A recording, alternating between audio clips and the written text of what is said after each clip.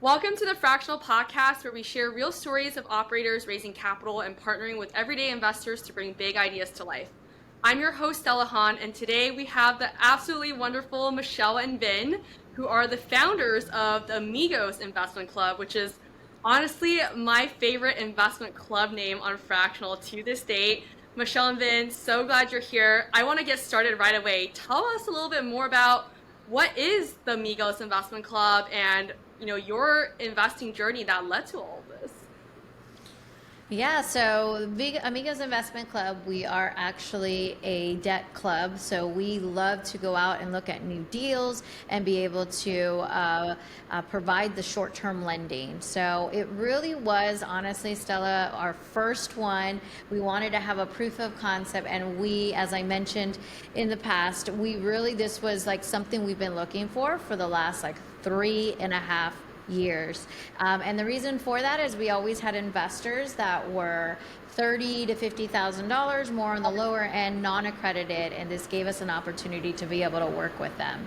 So Amigos just became where it's Amigos, right? And we're all wanting to be friends, to collaborate, make money together, to lend together, to be able to provide opportunities in a win-win situation for everyone.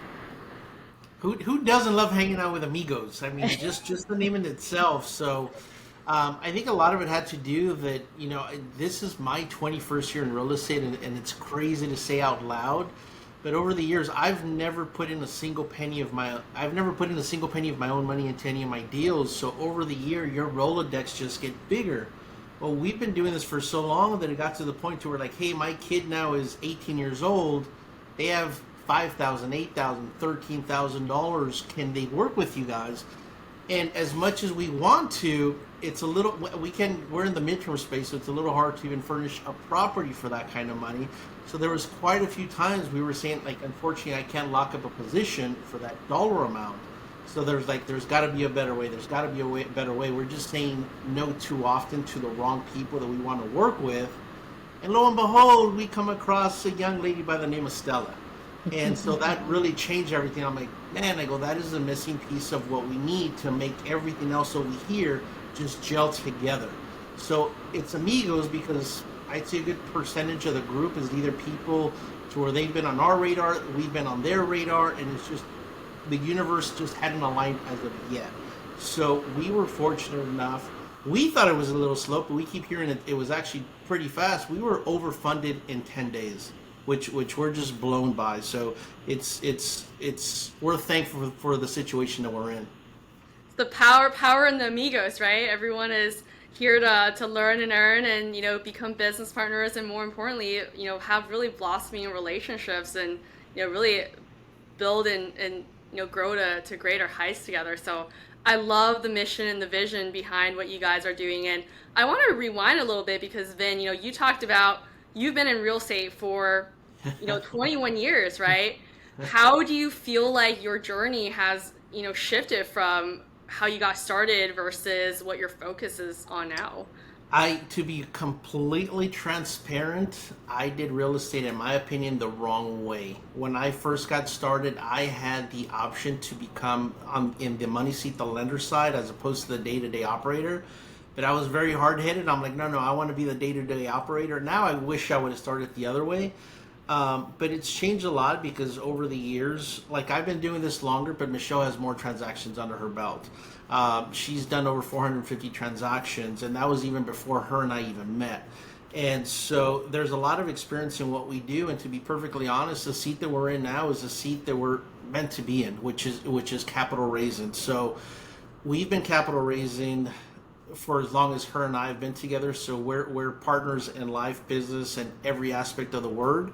And so that really is our superpower, just networking and building relationships and being able to find the correct rocks to kick over to start building a win-win relationship. Because for us, it's not just about building our portfolio, but helping other people build their retirement and their own legacy. And everything that we do is for purpose projects. So we're very heavily now in 2025 in affordable co-living projects. We just closed one not too long ago because of Fractional. And so we're looking at another one that we're going to probably be able to help in a completely different state. So this was meant to be. This is 21 years in the making.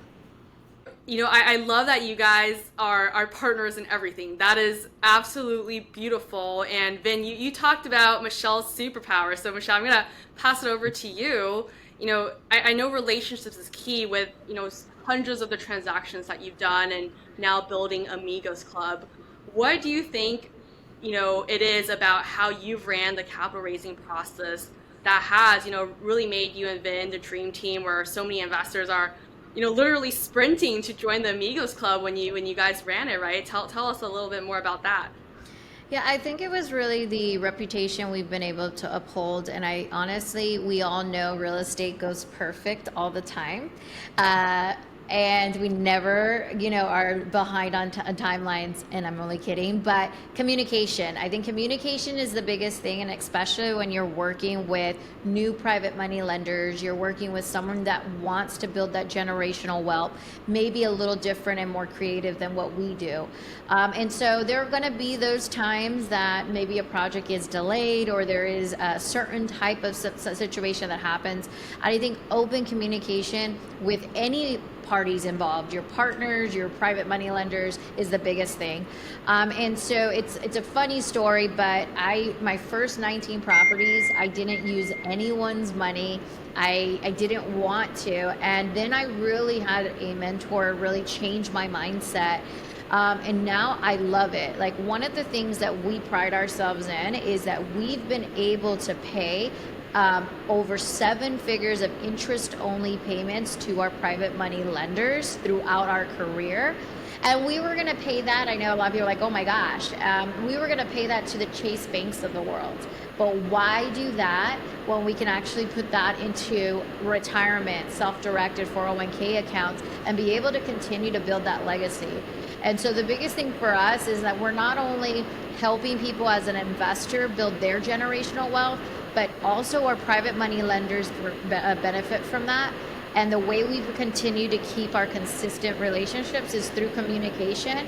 And honestly, really just having them come along on the story and the journey with us versus just the ROI.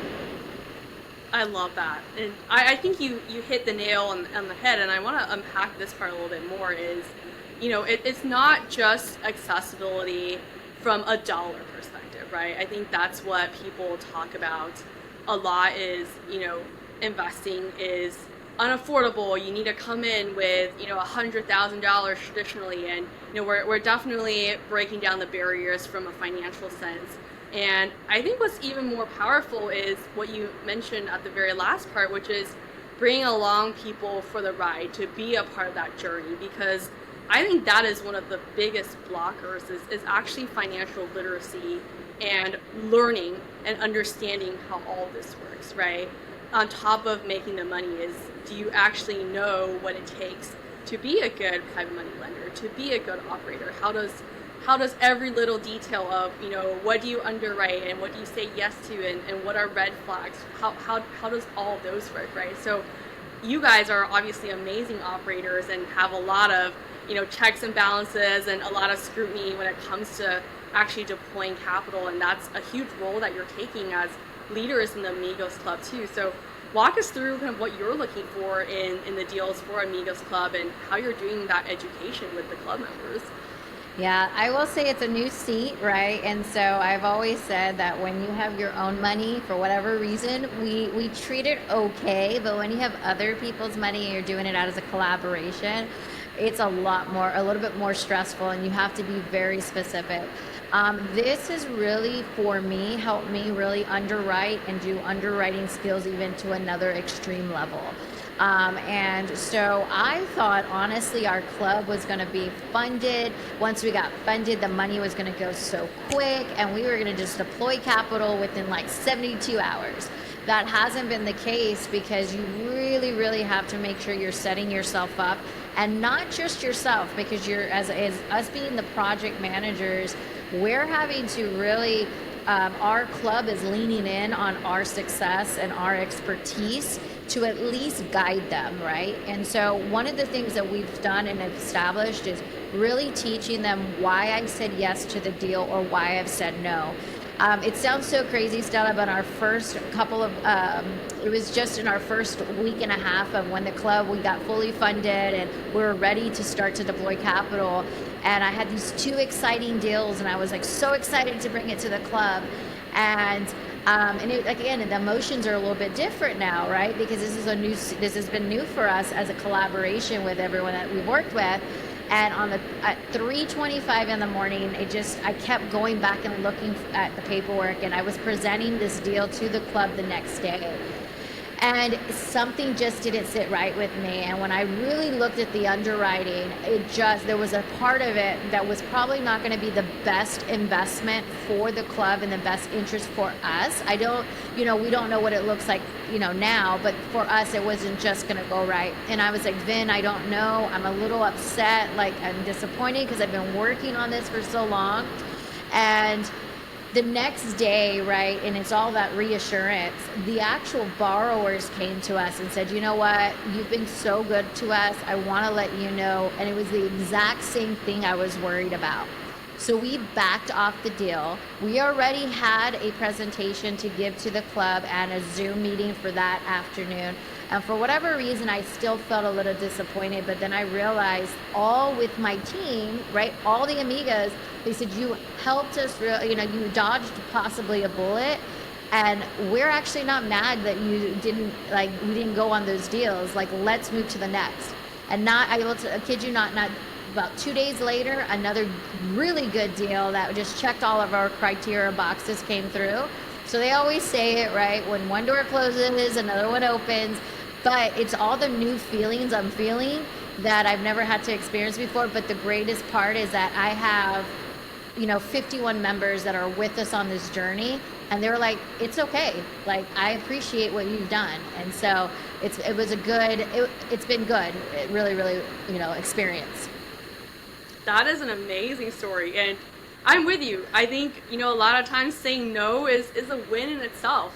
I am, honestly so proud of, this team and the rest of the Amigos for experiencing that, because, if you're saying yes to everything, then something is actually clearly wrong, right? So I think saying no is actually a true testament to the amount of, underwriting and precision and care that, you all have for the success of the Amigos Club. And that's exactly, what this is for. And 51 investors, that is goddamn crazy.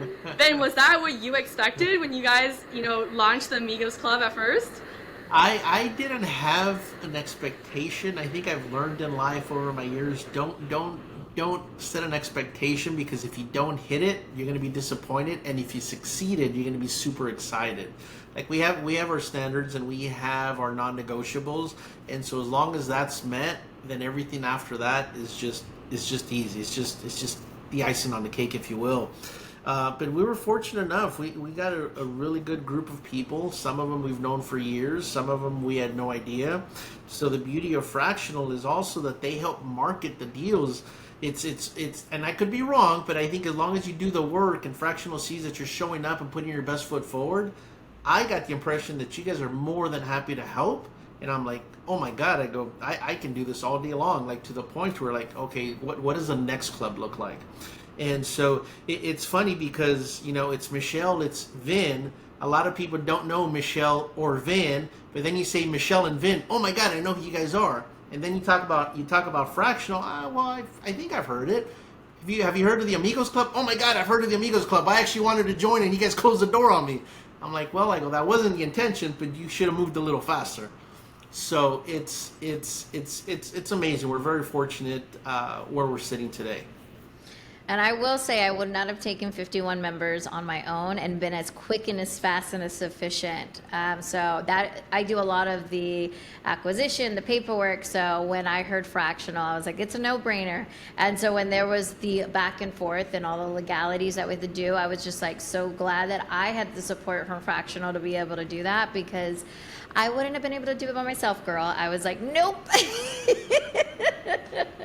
Well, dream team right here. It's just like how you both are the perfect duel, where we're here to elevate and to bring more people to give them access to the opportunities that you guys are opening up the doors for.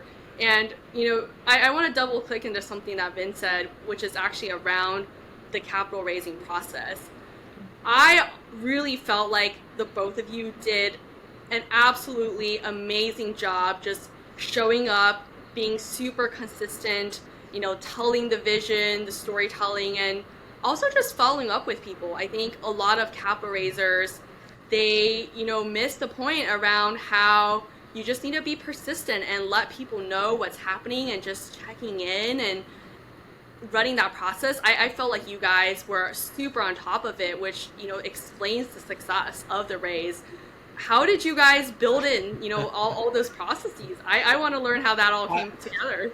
Yeah, I will give a little bit in regards to that. It honestly felt like we were doing a webinar. It felt like we were doing a webinar every day for like 2 weeks, but really it was, we built what is the cart before the horse. It was all really structured within our CRM, which really helped to then be able to just focus on the webinar. And it's exactly what you say. You got to be consistent. You got to. It's all in the follow up, and I'm thankful to have Michelle and call her my partner. Because I think one day alone, between the amount of people, obviously you're not going to get everybody to join, but I would say between like a 1 or 2 day span, she made over 100 calls. I think we're at a 20% close ratio, and then obviously from those calls, it got funded, and it was just simple questions where people just had very, very simple, or for us, I guess sometimes we take for granted the experience we have. For them, it was a much bigger question. For us, it was just a very easy answer. They're like, oh, okay, yeah, that makes sense. Count me in. And so it was all on the follow-up. So I think that had to do a lot with why we were able to close. But it's also your team. Like every call that we had, there was either yourself or Kyle. Gina's been phenomenal on the back end. And so you really have a killer group on your side as well. So it just happened to be that everything lined up. But it really had to do with the follow-up and just the consistency. I can't tell you how many actual webinars we did within those 2 weeks. Yeah, I will tell you the number is actually 173 calls that I had to make. And that's what the beauty of a software is. But we were going through a move during that time. And we also, it was crazy. And so we also gave ourselves a goal and a deadline, right? Because I think a lot of times if we keep something open-ended for anyone, we say we have time, and we have time. And then I think being readily available during that time really allowed us to answer the questions. And so when I got on the phones with a lot of these investors, they were just like, I just wanted to hear you and make sure that it wasn't AI, it wasn't a robot. I wanted to make sure, or they simply said, I just don't know how to log in, or I don't know exactly where to go in order to do the investment. And then the team, we had Kyle with us, and he was just readily available during the time, right? And so anything, and I'm probably freaking out during these times, and they've dealt with it before, and they're just very supportive in that.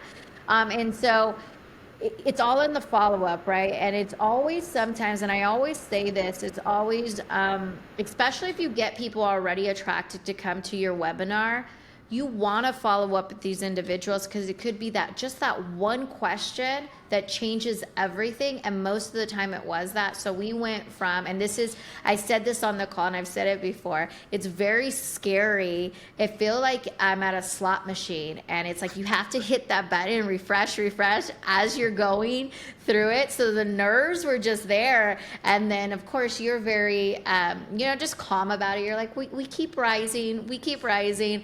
And then there is a time during the time of you raising, any time, like through Fractional or at any point, you get a plateau. And that is where people, and they're like, okay, we did good, we'll be okay with this. And I was like, no, we gotta not in this household. We don't play that way. I'm like, we committed to something, we're gonna hit it. And you know why, Stella? Because I know that it's going to be a great experience for the individuals that are working with us and also working a collaborative team. And I know it's going to be a great experience on what we're going to be providing to other investors and what type of deals we're funding. So it was just, you had to, during that short time, really and also change, right? And pivot. And when I say that is as I was making these calls, I'm like, did it make sense? Did you understand it?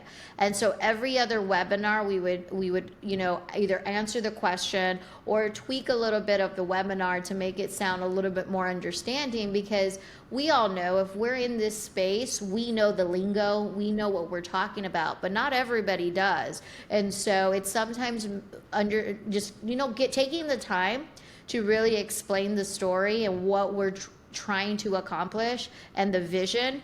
And then we ended up being overfunded, and that was a good day. That was a great day. I mean, I think, just from everything you said right there, that is the playbook for capital raising. So for anyone that is listening, seriously, you do have to dedicate, and it is a roller coaster emotionally, right? You get that initial high where you launch the project, people are excited, people are committing, and then yeah, things can plateau, and that's when you really have to push hard.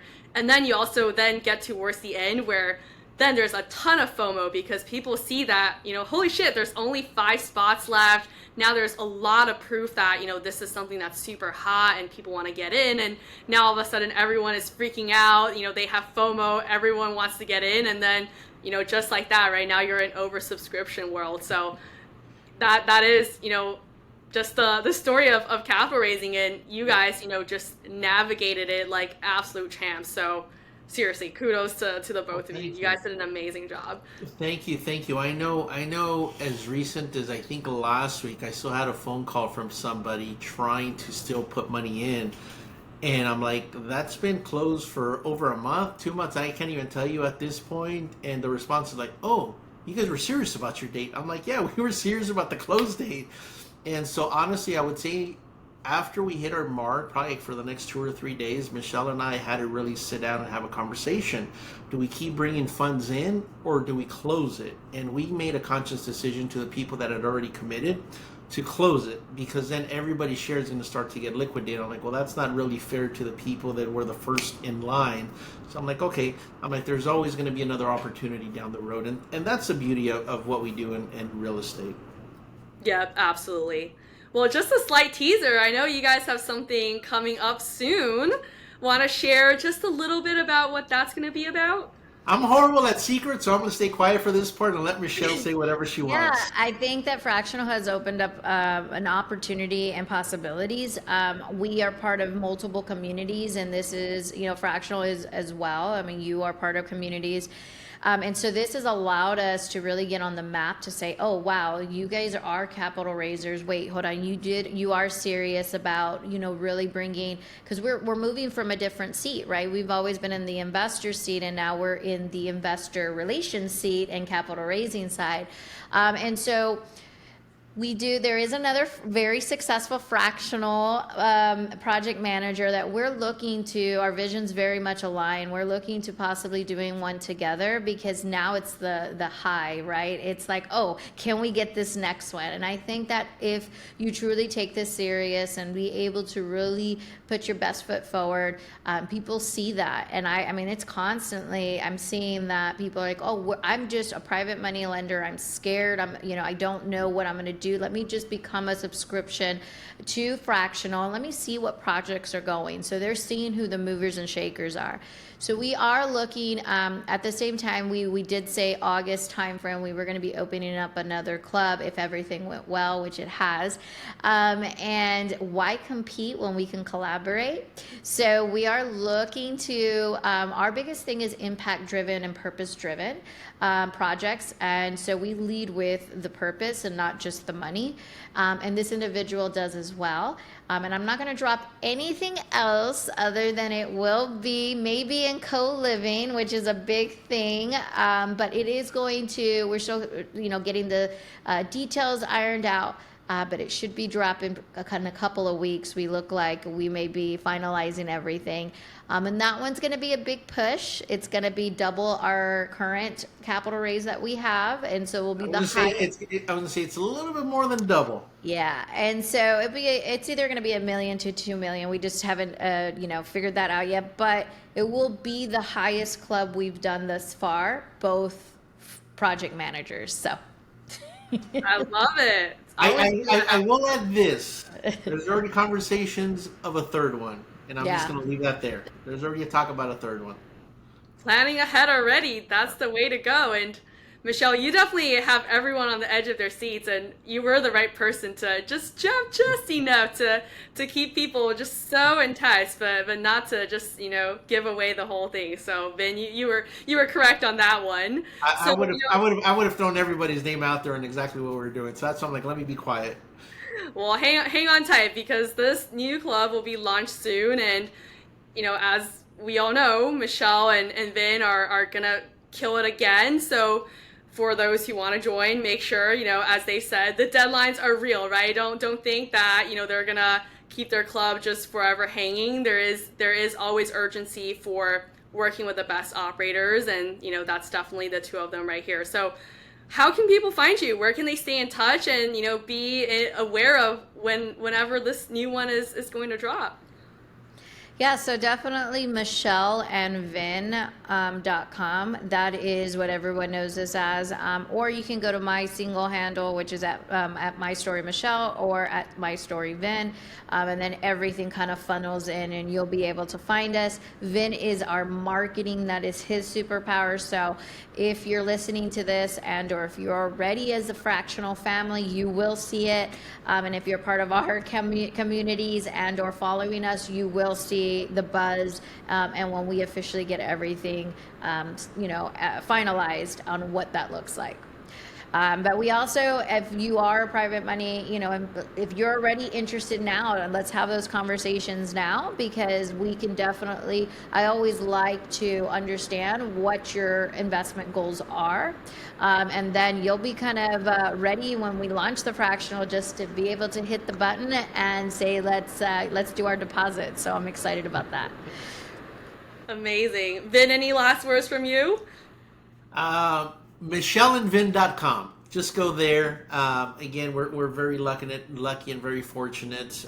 We've started getting asked for the next fractional club even before we were done with the Amigos Club, and so I'm excited for Amigos 2.0. I don't know if that's going to be the name, but we really love the name. Like we've talked about branding other companies that we have, somehow tying Amigos into it. That's how much we love the Amigos brand. I love it too. I think that is just so true to just who you both are as people. So for everyone that's listening, Amigos 2.0 is going to be coming in hot. And as Michelle said, definitely reach out early if you want to build those relationships and just be in the know and just build that rapport, right? Trust is everything when it comes to finding partners. That's why Michelle and Vin have been so successful as leaders, as capital raisers, as the founders of Amigos 1.0, 2.0, 3.0, and the numbers will only keep growing. So thank you both for being just such inspirational leaders spearheading this whole movement on Fractional, and we'll definitely have another episode once we're finished off with 2.0 and many more to come. So thank you, Michelle and Vin, for coming on, and we'll see you on the next one. All Thanks, right, everyone. Thank you, perfect. Stella. Thank you.